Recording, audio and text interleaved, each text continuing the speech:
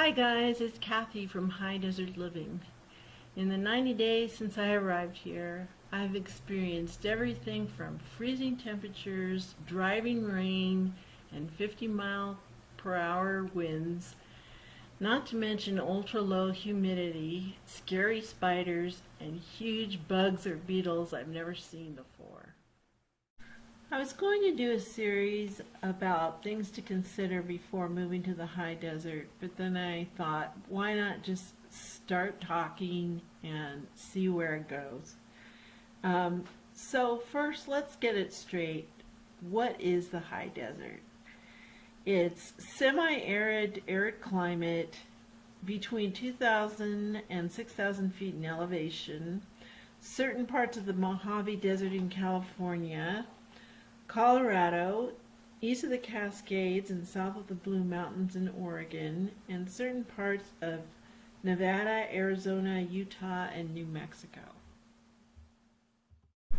Here we get about 19 inches of rain, and our temperatures average about mid-30s during the winter time, and it can get down to the teens at night, but it feels a lot colder because of the dry air.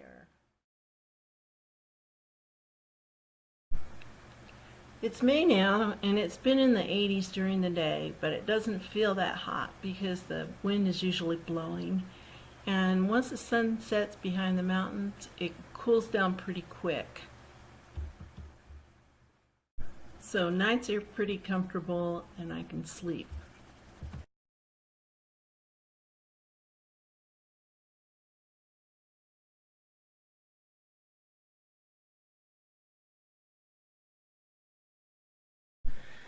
The water here is extremely hard. I have a picture here of the sediment from just a couple of days in my humidifier. I have a filterless humidifier. It's a warm mist sunbeam, and you have to clean it out, or you're supposed to clean it out every day. I usually clean it out about every 3 days because I'm lazy. But you can see from the sediment in here that there's an awful lot of salt and calcium. I don't know what else is in the water, but most people drink, or everybody I know drinks bottled water here. The tap water is just, it's really bad. So I, couldn't get by without the filtered shower head, and in the beginning, before I got it, it was pretty bad. I was living in my RV for a couple of weeks, and I installed a water filter on the freshwater hose, and that wasn't as easy as the shower head. It was kind of difficult. You needed a special tool. It was sold with the tool. I'll include a link in the description for the water filter that I used. It's kind of inexpensive, and it made the shower water much more bearable. One of the first things you're going to notice when you come out here is the dry air is going to take a toll on your skin and hair. So one of the first things I bought was a humidifier and a filtered shower head. If I didn't have the humidifier, I don't think I could handle it. Our humidity was about 5% today, and that's extremely low. Some people don't like to sleep with a humidifier because it makes noise. It makes a little bit of noise. I think you can hear it in the background along with my dog. She was drinking some water, but you can hear the humidifier going in the background, and I can sleep with it. I don't think it makes that much noise. I use a warm mist humidifier, and I'll include the link in the description below. And the filtered shower head I use is pretty easy to install. Even I can do it. I didn't even really need any special tools besides a crescent wrench. So here's a picture of the filtered shower head that I installed. It's a Culligan, and I haven't changed the filter yet, but if changing the filter is as easy as installing the shower head, I don't think you'll have a problem with it. I use a semi-permanent hair color to get rid of my gray hair. The brand I use is Matrix Color Sync, and I use Volume 20 Developer. And to condition my hair, for one thing, I don't wash it nearly as much as I did before. I wash it maybe two or three times a week. And I condition the ends with It's a Tan hair mask. It's a pretty heavy hair mask, and I'll use something light for the rest of my hair, like Purology for curls, or I think there's something called Cactus Water that I actually found at Walmart, and I found that to work pretty good. But your hair is definitely gonna be, the texture is gonna be a lot different than it was before. Your hair, the curl, I have fairly wavy hair, and my curls just completely straightened out in the beginning, and until I got into a routine of not washing it so much. My skincare is pretty basic. With all the animals I have to take care of in the morning, I really don't have a lot of time, but I do use either avocado oil or pumpkin seed oil.